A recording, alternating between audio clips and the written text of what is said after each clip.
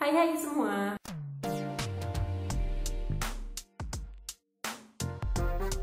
Guys, kalian tahu kan kalau kesehatan seseorang itu dipengaruhi oleh beberapa faktor. Tapi di video ini aku nggak bakal bahas faktor apa aja yang mempengaruhi kesehatan seseorang. Aku cuma mau bahas satu. Salah satu faktornya adalah dari rumah tinggal atau tempat tinggal mereka sendiri. Berikut adalah ciri-ciri atau tips supaya rumah kalian tetap sehat dan kaliannya juga ikut sehat. Yang pertama adalah dari ventilasinya. Rumah yang sehat pasti memiliki ventilasi yang memadai. Beda lagi kalau misalnya rumah itu tertutup, ya minim ventilasi atau mungkin bahkan gak ada ventilasinya, itu pasti akan menyebabkan sirkulasi udara jadi nggak lancar. Karena dari fungsinya itu kan ventilasi untuk sirkulasi buat pertukaran udara dari dalam keluar dan dari luar masuk ke dalam. Jadi kalau misalnya ventilasinya aja udah minim, pasti akan kerasa pengap banget di dalam rumah itu.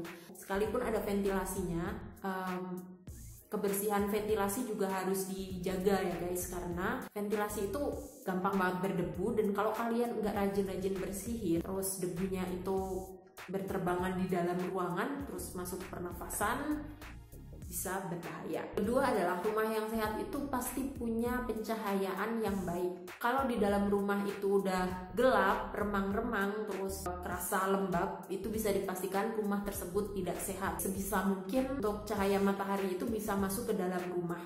Nggak perlu berlebihan, paling nggak cahayanya bisa masuk, karena cahaya matahari yang berlebihan juga nggak baik kan.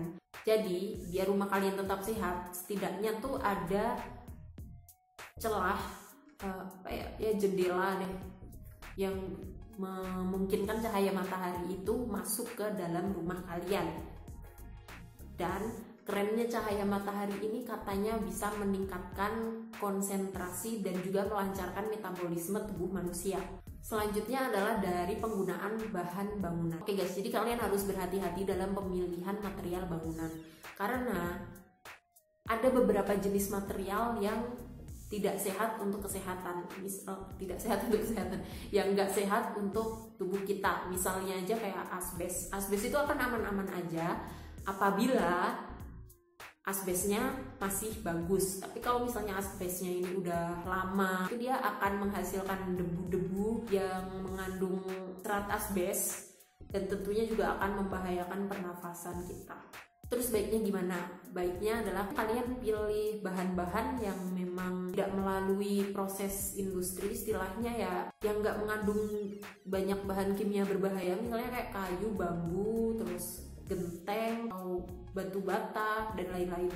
Kalian bisa berdiskusi dengan arsitek kalian untuk bahan apa yang kira-kira nggak merusak kesehatan. Selain itu kalian juga perlu memperhatikan struktur bangunan, karena kalau strukturnya rumit, nanti kalian bisa kesulitan untuk membersihkan. Oh ya, kalian juga perlu mengamati jarak antara langit-langit dan juga lantainya. Kalau misalnya terlalu dekat, itu bisa bikin udara di dalam itu pengap dan nggak nyaman. Selanjutnya adalah kalian harus perhatikan apakah ada barang-barang yang menumpuk. Biasanya kan kalau udah lama tinggal di rumah gitu, ada barang-barang numpuk, misalnya kayak buku-buku gitu. Beli buku baru, tahu-tahu udah sekian tahun aja di sana nangkring, nggak pernah dibuka, nggak pernah dibaca, dan tahu-tahu dia udah rusak.